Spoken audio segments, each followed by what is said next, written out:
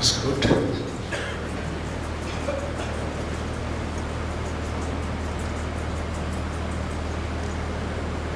ये जो मांडूक्य उपनिषद की चर्चा केवल एक श्लोक बचा है। 11 श्लोकों में जो मांडूक्य उपनिषद की चर्चा हमने की है, ये मालूम है कितनी चर्चा है? यहां से जाने से पहले ये जानना जरूरी है। ये उतनी चर्चा है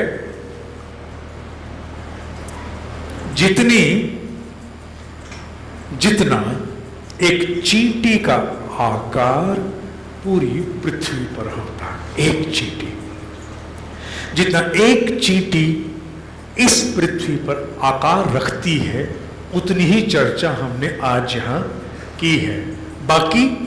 बाकी को छेड़ा भी नहीं है। क्यों?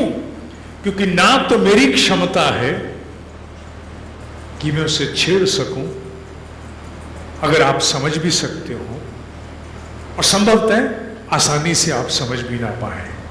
ना मैं छेड़ सकूं, ना आप समझ पाए, तो उसका लाभ ही क्या है?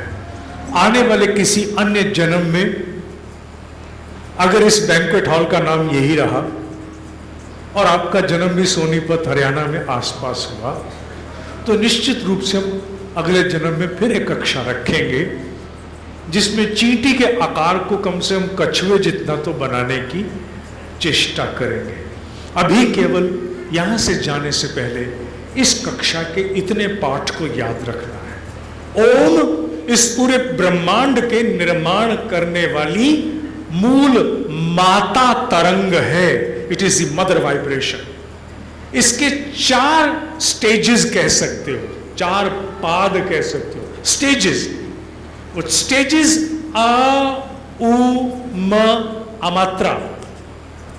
अ जागृत के लिए, उ स्वप्न के लिए, म सुषुप्ति के लिए, और अमात्रा तुरीय अवस्था के लिए होती है। और इसकी साधना करने से हम उस मदर वाइब्रेशन को छेड़ देते हैं। कैसे छेड़ते? नाद योगी कैसे साधना करते थे? गीला आटा लेते थे, उसकी गोलियां बनाते थे। कॉटन के कपड़े में गोलियों को लपेट के पोटली, छोटी छोटी पोटली बनाते थे। क्योंकि हमारे पास आजकल ईयर प्लग्स होते हैं, ईयर प्लग्स हैं, ईयरफोन हैं। उस जमाने में ना ईयर प्लग्स थे ना ईयरफोन थे।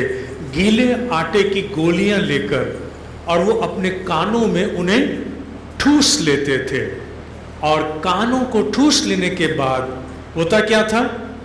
उनके भीतर उनका ये पूरा अपना कपाल एक ब्रह्मांड बन जाता था। बाहर की कोई ध्वनि सुनाई नहीं देती थी। तब वो करते थे एक्सरसाइज, जिसे कहा जाता है नादानुसंधान, माने नाद की ध्वनि का अनुसंधान, नादानुसंधान। नाद किसे कहते हैं? नाद कहते हैं अनहत ध्वनि को। ध्वनियां 2 प्रकार की होती हैं। एक आहत, जैसे ये मैंने इसको बजाया, आवाज आई।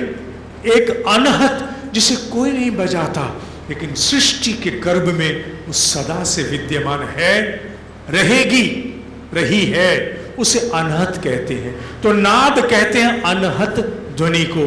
योगी कान में वो छोटी छोटी गीले आटे की सुखाई हुई पोटलियां डाल करके और नाद का गुंजन करता था। और करते करते करते उसकी अवेयरनेस की सूक्ष्मता इतनी बढ़ जाती थी, पूरा कपाल जाग जाता था। और जिसका कपाल जाग जाता है वो ब्रह्मांडीय मन, और ये मन और वो मन, ये मन और वो मन फिर एक मन हो जाते हैं। जब ये मन वो मन एक मन हो जाएं, तभी उसे ब्रह्म ऋषि, युग पुरुष इत्यादि के नामों से संबोधित किया जाता है। ये साधना आदिकाल से हमारे यहाँ चली आ रही है, और अब इसका उपयोग विशेष रूप से भारत की संतति, भारत के उद्यमियों को, the entrepreneurs of India, the professionals of India, इनके लिए बहुत जरूरी है। क्यों? क्योंकि भारत को अगर विश्व गुरु बनना है, अगर पूरे वारिश में, क्योंकि हम विश्व के राजा नहीं बनना चाहते, भारत ने कभी किसी पर अतिक्रमण नहीं किया है। हम गुरु तो बनना चाहेंगे, आक्रांता नहीं। अगर विश्व गुरु बनना है तो एक ही आधार हमारे पास है, दुनिया हमारा विश्वास करने लगी है, ये बात तो सत्य है। अब साथ साथ हमारी विवेक का कौशल भी उन्हें पता लगे, बुद्धि का कौशल उन्होंने जान लिया है, लेकिन बुद्धि से कहीं कहीं ऊपर श्रेष्ठ होता है विवेक। विवेक विवेक बुद्धि तो कभी कभी अनर्गल भी करती है, विवेक कभी करने नहीं देता। तो विश्व गुरु हमें कौन बनाएगा? वो क्षमता जिसे विवेक के नाम से जाना जाता है। उस विवेक की उत्पत्ति की ही साधना गायत्री है, उस विवेक की ही उत्पत्ति का नाम नाद की साधना है, ओम की साधना है। तो ओम माने सीधा ब्रेन पोटेंशियल। जिसे ब्रेन पोटेंशियलिटी में एक्सपोनेंशियल ग्रोथ करनी है, उसे ओम का सहारा किसी न किसी रूप प्रारूप में लेना ही होगा। आशा है यहां से जाने के पश्चात आप केवल आ तक सीमित नहीं रहोगे, बल्कि ओ की साधना को करोगे, जिससे overall experiences of the wisdom वो धीरे धीरे अवतरित हों और हम और बड़े समझदार व्यक्ति बने।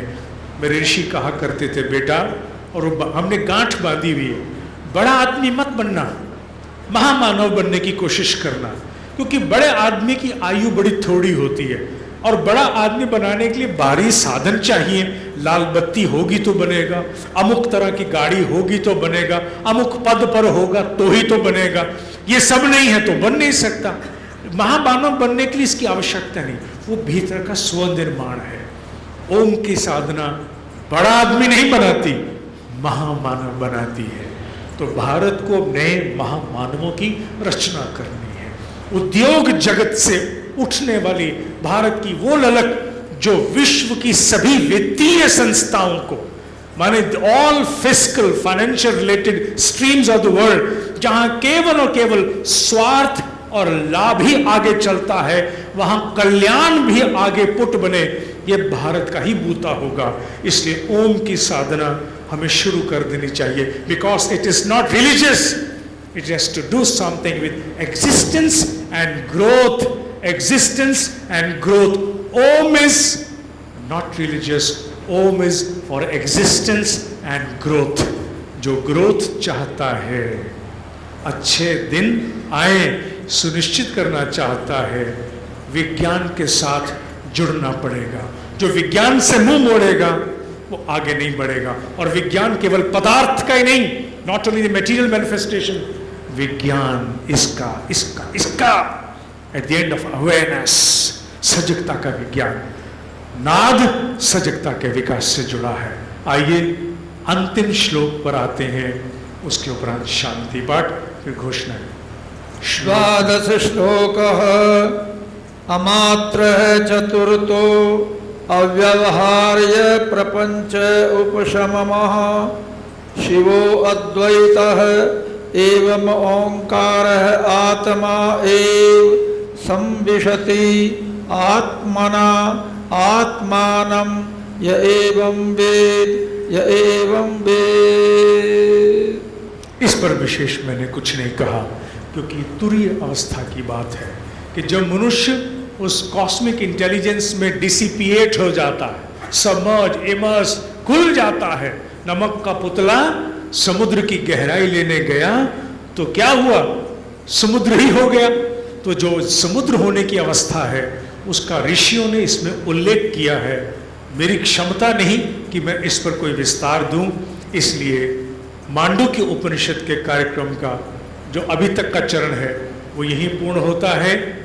अब आपके सामने शांति पाठ एक बार पुनः इस शांति पाठ के साथ दूसरा शांति पाठ भी करेंगे, तो सब जानते हैं देव शांति। ठीक है, पहले ये करते फिर देव शांति।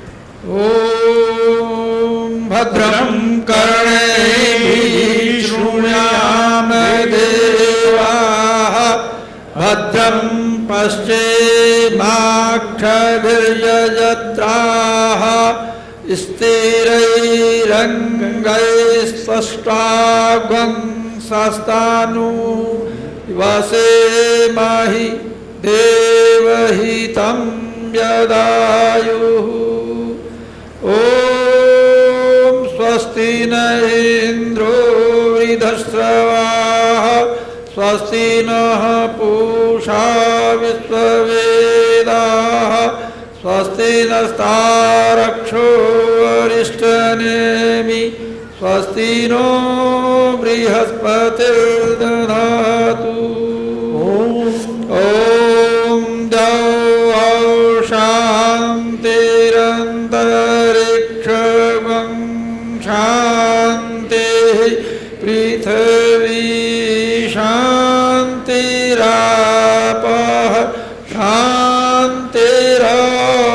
शान्तिरशुधयः शान्तिः वनस्पतयः शान्तिर्विश्वे देवाः शान्तिर्ब्रह्म शान्तिः सर्वगं शान्तिः शान्तिरेव शान्तिः सामा शान्तिरेधि